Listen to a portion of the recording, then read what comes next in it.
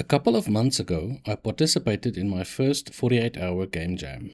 I needed a handful of simple, rotationally symmetric models, so instead of modeling them by hand, I built a little potter's wheel tool that turns a 2D profile into a 3D mesh.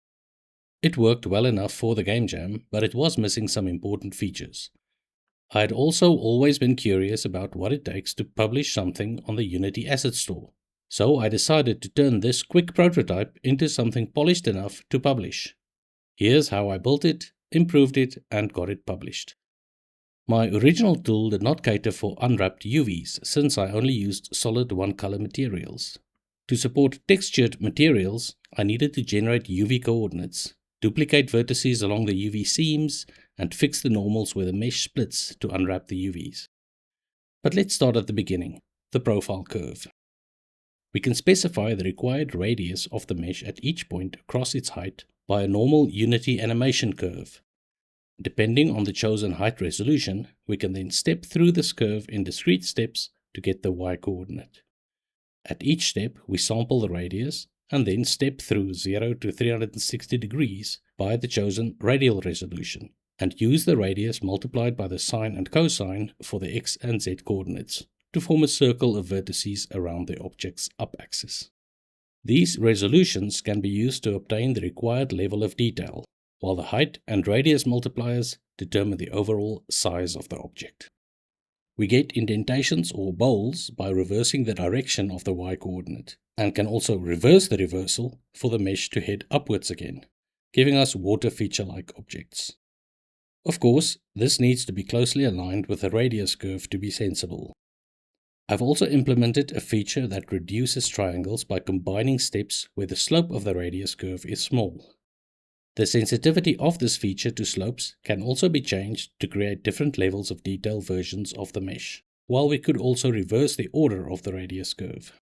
Furthermore, if the curve does not start or end at 0, we can automatically add an end cap and a floor. These first and last segments need special treatment for UV mapping. The cylindrical part unwraps by cutting it along one side and spreading it open on the 2D UV plane. But the caps need their own UV islands to avoid stretched or awkward textures. So we reserve 25% of the UV map for those UV islands and use the remaining 75% for the cylinder part. Calculating the correct UVs for all eventualities is somewhat complex, but I eventually got it working correctly. Note that it's necessary to add duplicate vertices where UVs are split for unwrapping, since we need more than one UV per vertex location. This means we have vertices in the same location but with different normals based on which part of the UV map they belong to. This normal mismatch produces visible seams from the lighting, so we have to carefully average out the normals for the duplicate vertices lying on the UV seams to ensure smooth normals throughout. Finally, we can select a folder and file name to save the created mesh to, as well as a game object to which it should be applied for visualization purposes. There's a button to create the mesh, but we can also turn live updates on to recreate the mesh whenever any parameter changes. In terms of uploading to the Unity Asset Store, it's actually very straightforward. Firstly, you need to create a Unity Publisher profile. On there, you can create a project, enter some details about it, and add specific resolution marketing material. Then submit a package for review by the Unity staff.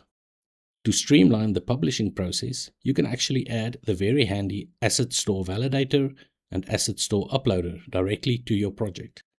The validator checks whether your project violates any submission guidelines, while the uploader links directly to your publisher profile and exports a package straight into your project page for review.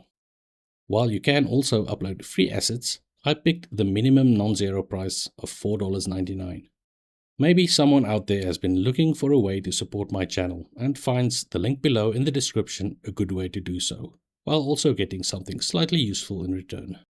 My submission spent exactly 1 month in the review queue, although future updates will be faster since they are allowed to jump the queue.